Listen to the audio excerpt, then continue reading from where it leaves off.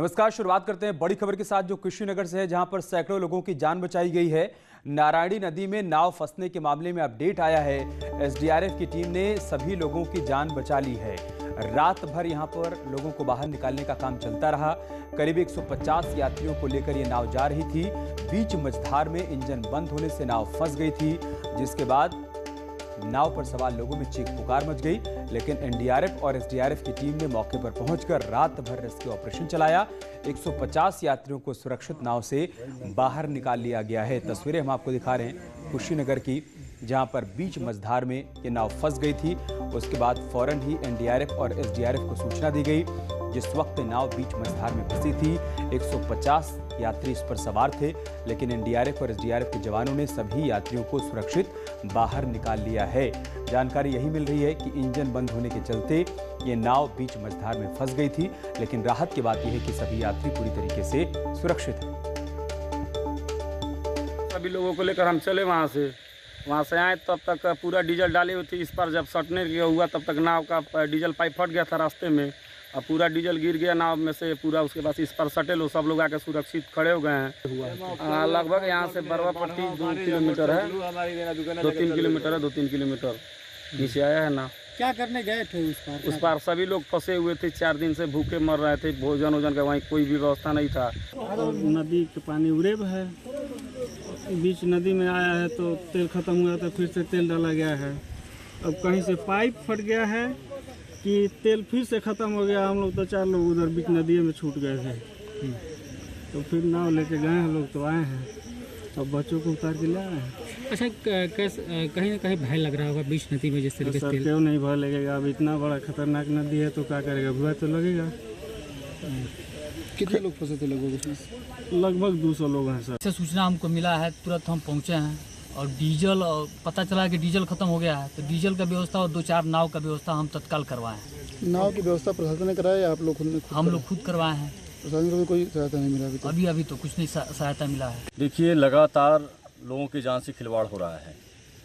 जब लोगों की खेती उस तरफ है और लोग खेती करने उस तरफ जाते हैं, तो प्रशासन को और सरकार को यहाँ पे नहीं तो पुल का इंतजाम रखना चाहिए, जिससे कि लोग पुल से आए जाएँ, जिससे जान जोखिम में ना हो। और अगर उस तरफ खेती करने जा रहे हैं और पुल का इंतजाम नहीं है, तो सरकारी स्तर पर सरकारी नाव का इंतजाम होना चाहिए, जिसमें प्रशिक्षित लोग हों जो लोगों की जान को बचाएं और लेकर के सही जगह से ले जाएं और सही जगह पे पहुंचा दें। एसडीआरएफ और एनडीआरएफ को सूचना दे दी गई। इसके अलावा जो एक नाव लगा के जो वहाँ के लोगों को जैसे 30 के बैच में उनको सुरक्षित यहाँ पे लाया जा रहा है। हमारा अभी का प्रायोरिटी है इनको रेस्क्यू करना। फिर जहाँ पे कमी हुई है, कौन क्या किया था, उसकी तो अलग से जांच की जाएगी, उसके बाद जिम्मेदारी फिक्स कर। और कुशीनगर से हमारे सहयोगी अशोक शुक्ला इस वक्त लाइव हमारे साथ जुड़ चुके हैं। अशोक, क्या जानकारी है आपके पास पूरे रेस्क्यू ऑपरेशन के बारे में? जी, आपको बताते चले, ये तमकोही तहसील के दसावा टोला का मामला था, जहाँ के कुछ लोग जो है उस नदी के उस पार अपने खेतों में काम करने गए थे। वहाँ से वापस लौटते समय बड़ी नाव के सहारे वो लोग वापस लौट रहे थे। बीच धारा में नाव पहुँचने के बाद उसका पाइप फट गया, जिससे सारा डीजल बह गया और इंजन फेल हो गया, जिसके बाद पूरी नाव नदी की बीच धारा में बह गई और 3 किलोमीटर तक लगभग बहते हुए अमवा दीगर घाट पे पहुंच गई, जहां जो है लोगों की चीख पुकार सुन के कुछ लोग पहुंचे, लेकिन उस समय निकाला नहीं जा सका क्योंकि लोगों के पास कोई साधन ऐसा नहीं था। बाद में एसडीआरएफ और एनडीआरएफ की टीम भी पहुंची, जिसके बाद रात भर पूरा रेस्क्यू ऑपरेशन चला है। और अब सूचना यह है कि अब तक सारे लोग जो 150 लोग नाव में फंसे हुए थे, सभी लोगों को बाहर निकाला जा चुका है। इस सूचना मिलने के बाद डीएम और एसपी भी मौके पर पहुंचे और खुद मौजूद रहकर पूरी अपनी देखरेख में पूरा रेस्क्यू ऑपरेशन चला। हालांकि अब लोग सुरक्षित हैं, लेकिन कहीं ना कहीं लोगों को अपनी जान बचाने के लिए पूरे 8 घंटे तक जद्दोजहद करनी पड़ी। ठीक है, बहुत शुक्रिया आपका हमारे साथ जुड़ने के लिए और जानकारी हम तक पहुंचाने के लिए। कोरोना काल में पीएम मोदी दुनिया के सबसे भरोसेमंद नेता बनकर उभरे हैं। मॉर्निंग कंसल्ट के ग्लोबल लीडर अप्रूवल के सर्वे में भारतीय प्रधानमंत्री नरेंद्र मोदी को 66% वोट मिले हैं। इटली के मारियो ड्रागी 65% वोट के साथ दूसरे नंबर पर हैं और मैक्सिको के राष्ट्रपति लॉपेज 63% वोट के साथ तीसरे नंबर पर हैं। इस सर्वे में पीएम मोदी ने अमेरिकी राष्ट्रपति जो बाइडेन और जर्मनी की चांसलर एंजेला मर्केल को काफी पीछे छोड़ दिया है। करीब 6 महीने पहले भी मोदी ग्लोबल लीडर अप्रूवल सर्वे में दुनिया में नंबर 1 बने रहे थे और एक बार फिर से उन्होंने नंबर 1 का मुकाम हासिल किया है। 66% लोगों ने माना है कि वो नंबर 1 बनकर उभरे हैं, जबकि ड्रॉगी को 65%, लोपेज को 63% लोगों ने पसंद किया है। मॉरिसन को 54% वोट मिले हैं और मर्केल को 53% वोट मिले हैं। बाइडेन को भी 53% और ट्रूडो को 48% लोगों ने वोट किया है।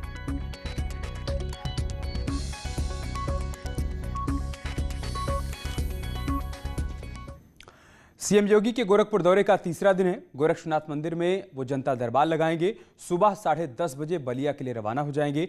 जिला अस्पताल का इस दौरान निरीक्षण भी करेंगे। कलेक्ट्रेट सभागार में अधिकारियों के साथ बैठक भी करेंगे। तो आज सीएम योगी के गोरखपुर दौरे का तीसरा दिन है। सबसे पहले वो जनता दरबार लगाएंगे, जहां पर लोगों की फरियाद सुनेंगे, उनकी समस्याओं का समाधान करेंगे और फिर 10:30 बजे बलिया के लिए रवाना हो जाएंगे, जहां पर जिला अस्पताल का निरीक्षण करेंगे। इस दौरान समीक्षा बैठक भी होगी। कोविड कंट्रोल को लेकर जो इंतजाम किए गए हैं उसके बारे में भी चर्चा की जाएगी। बलिया से हमारे सहयोगी मनीष हमारे साथ जुड़ चुके हैं। मनीष, क्या जानकारी, क्या अपडेट है सीएम के आज बलिया के कार्यक्रम को लेकर? जी अमित, बिल्कुल सही है। आज सीएम योगी आदित्यनाथ बलिया के दौरे पर हैं और आज सुबह 11:10 पर मुख्यमंत्री आदित्यनाथ बलिया पहुंचेंगे, जिसके बाद वो जिला अस्पताल से कोविड, नॉन कोविड और टीकों वार्ड का निरीक्षण करेंगे। मुख्यमंत्री वैक्सीन सेंटर का भी निरीक्षण करेंगे। इसके बाद मुख्यमंत्री के कई कार्यक्रम हैं, वो एक गांव का भ्रमण करेंगे। उस गांव में खाद्यान्न वितरण कार्यक्रम का निरीक्षण करेंगे मुख्यमंत्री और साथ ही वहां पर बनाई गई निगरानी समिति के सदस्यों से मुलाकात करेंगे, उनसे संवाद करेंगे। इसके बाद अफसरों के साथ मुख्यमंत्री बैठक करेंगे। जनप्रतिनिधियों के साथ मुख्यमंत्री बैठक करेंगे। उसके बाद मुख्यमंत्री एक मीडिया ब्रीफिंग करेंगे और दोपहर 3:10 पर यहाँ से मुख्यमंत्री बनारस के लिए रवाना होंगे। ठीक है, बहुत शुक्रिया आपका हमारे साथ जुड़ने के लिए, तमाम जानकारी हम तक पहुंचाने के लिए। और सीएम मोदी का आज काशी दौरा भी है। दोपहर बाद बनारस पहुंचेंगे सीएम योगी। सबसे पहले सीएचसी हाथी बाजार जाएंगे। अधिकारियों से सर्किट हाउस में मीटिंग करेंगे। रुद्राक्ष कन्वेंशन सेंटर का सीएम योगी मुआयना भी कर सकते हैं। काशी विश्वनाथ धाम भी जा सकते हैं सीएम योगी। तो आज गोरखपुर के बाद बलिया और बलिया के बाद बनारस पहुंचेंगे सीएम योगी। दोपहर बाद बनारस पहुंचने का उनका कार्यक्रम निर्धारित है। सबसे पहले वो सीएचसी हाथी बाजार जाएंगे। अधिकारियों के साथ सर्किट हाउस में बैठक भी करेंगे और रुद्राक्ष कन्वेंशन सेंटर भी जा सकते हैं सीएम योगी। काशी विश्वनाथ धाम भी जा सकते हैं सीएम योगी। तो जो पूर्व निर्धारित कार्यक्रम है सीएम योगी का काशी में, उसके मुताबिक सबसे पहले वो सीएचसी हाथी बाजार जाएंगे, फिर सर्किट हाउस में अधिकारियों के साथ बैठक भी करेंगे।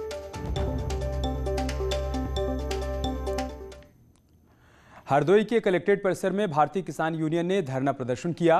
किसान नेताओं ने आरोप लगाया कि अतरौली पुलिस की ओर से किसान नेता पर फर्जी तरीके से मुकदमा लिखा गया है।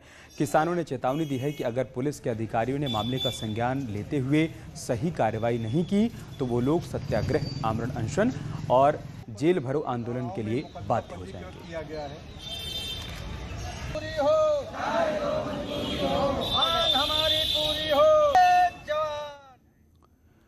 उधर कानपुर में किदवई नगर से बीजेपी के विधायक महेश त्रिवेदी ने हैरान करने वाला बयान दिया है। ट्रांसपोर्ट नगर में पीडब्ल्यूडी के अधिकारियों के साथ 13 करोड़ से बनने वाली 2 सड़कों का शिलान्यास करने पहुंचे विधायक जब मंच पर पहुंचे तब उन्होंने कहा कि दाल में थोड़ा बहुत नमक का सिस्टम तो सभी का रहता है, लेकिन ये नहीं है कि हम पूरी दाल ही पी जाएं। विधायक ने सड़क बनाने वाले पीडब्ल्यूडी के अधिकारियों को चेतावनी देते हुए कहा कि सीएम इन सड़कों का उद्घाटन करेंगे और जांच भी कराएंगे। इसके बाद ही विधायक ने दाल में नमक के बराबर भ्रष्टाचार करने की नसीहत दे डाली। लेकिन ये नहीं है कि दाल ही पूरी हम पी जाएं। इसमें कोई आत्मा हो तो नमक दाल का सिस्टम तो सभी का रहता है, लेकिन ये नहीं है कि दाल ही पूरी हम पी जाएं। इसमें कोई आत्मा रोए ना, व्यवस्था भी चलती रहे और व्यवस्था के पक्ष में हम लोग काम करते रहे तो नमक दाल का सिस्टम तो सभी का रहता है, लेकिन ये नहीं है कि दाल ही पूरी हम पी जाएं। इसमें कोई आत्मा रोए ना, व्यवस्था भी चलती रहे और व्यवस्था के पक्ष में हम लोग काम करते रहे। बरेली की नवाबगंज थाना पुलिस ने 2 सुपारी किलर सहित 3 लोगों को गिरफ्तार किया है। इनके कब्जे से अवैध तमंचे और कारतूस बरामद किए गए हैं। पुलिस के मुताबिक बेटी की हत्या का बदला लेने के लिए पिता ने 1.5 लाख रुपए में सुपारी दी, लेकिन पुलिस ने हत्या की वारदात से पहले ही आरोपियों को धर दबोचा। के लिए श्रीपाल कुछ लोगों को सुपारी दिया है। इस संदर्भ में थाना प्रभारी ने एक टीम बनाई और इस घटना को सत्यापित किया और श्रीपाल को गिरफ्तार किया गया। तो उसकी पूछताछ पे उसने सारी बातें स्वीकार की कि 1.5 लाख रुपए में उसने भंवरपाल और रामपाल को ये सुपारी दी थी और 82,000 रुपये इस घटना के लिए करने के लिए उनको उन्होंने दे दिए थे। इस संदर्भ में भंवरपाल, रामपाल और श्रीपाल तीनों को गिरफ्तार किया है और घटना में प्रयुक्त होने वाले असला उनसे बरामद हुए हैं। इस संदर्भ में थाना नवाबगंज में मुकदमा पंजीकृत किया गया है। मुजफ्फरनगर के बुढ़ाना कस्बे में उस वक्त हड़कंप मच गया जब एक शख्स सब्जी मंडी में स्थित 150 फीट ऊंचे मोबाइल टावर पर चढ़ गया। युवक के टावर पर चढ़ने की सूचना मिलते ही पुलिस प्रशासन मौके पर पहुंचा और 6 घंटे की कड़ी मशक्कत के बाद युवक को टावर से नीचे उतारा गया। टावर पर चढ़े युवक ने इसके बाद जो कुछ कहा वो हैरान कर देने वाला है। उसने कहा कि नीचे काफ़ी गर्मी लग रही थी, जिसके चलते वो टावर के ऊपर चोटी पर जाकर बैठ गया था। क्यों चढ़ गए बेटे वहाँ पे? क्यों चढ़ गए 2 बार वहाँ पे? ऊपर क्यों चढ़ गए थे? गर्मी होती है ज़्यादा नीचे। गर्मी ज़्यादा होती है नीचे, ऊपर ठंड। मुजफ्फरनगर के बुढ़ाना कस्बे में उस वक्त हड़कंप मच गया जो तस्वीर हम आपको दिखा रहे थे, जब ये शख्स 150 फीट ऊंचे मोबाइल टावर पर चढ़ गया और बाद में पुलिस टीम मौके पर पहुंची और इसका रेस्क्यू किया गया। इसको नीचे उतारा गया। इसने बताया कि इसको नीचे बहुत ज़्यादा गर्मी लग रही थी, इस वजह से ये ऊपर चढ़ गया था। ये हैरान करने वाली बात इसकी तरफ से सामने आई है। आगे बढ़ते हैं। योगी सरकार कोविड-19 की तीसरी लहर को रोकने के लिए अस्पतालों में पीकू वार्ड बना रही है। इस बीच लखनऊ में डॉक्टर दंपत्ति ने अपनी 2 जुड़वा बेटियों को वैक्सीन का ट्रायल डोज लगवाया।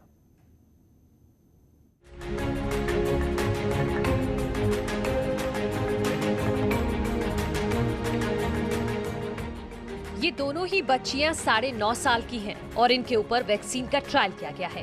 कानपुर के प्रखर अस्पताल में हेमाक्षी और डालिमा दोनों को वैक्सीन का पहला ट्रायल डोज लगी। दोनों बहनें सुरक्षित हैं।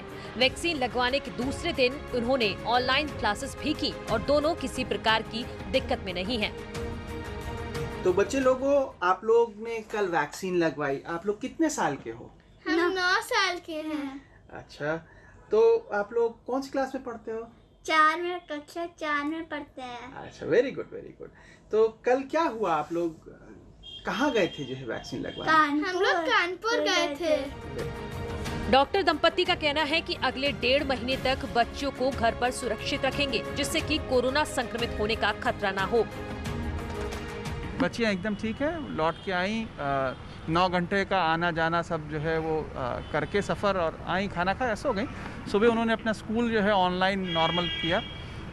ये यहाँ पे कहना चाहूँगा, ये जो इम्यूनिटी डाउन हो जाती है ये भ्रांति है। वैक्सीन से कभी भी इम्यूनिटी डाउन नहीं। विपुल शाह का कहना है कि अगर डॉक्टर अपने बच्चों को पहले वैक्सीन का ट्रायल डोज लगवाएंगे तो समाज में एक अच्छा मैसेज जाएगा। फिलहाल दिल्ली एम्स, पटना एम्स और कानपुर के प्रखर अस्पताल में बच्चों की वैक्सीन पर ट्रायल हो रहा है। उम्मीद है कि नौनिहालों के लिए भी जल्द वैक्सीन आ जाएगी, जिससे कि उन्हें भी वैक्सीन का सुरक्षा कवच मिल जाएगा। न्यूज़ 18 के लिए लखनऊ से अजीत सिंह की रिपोर्ट।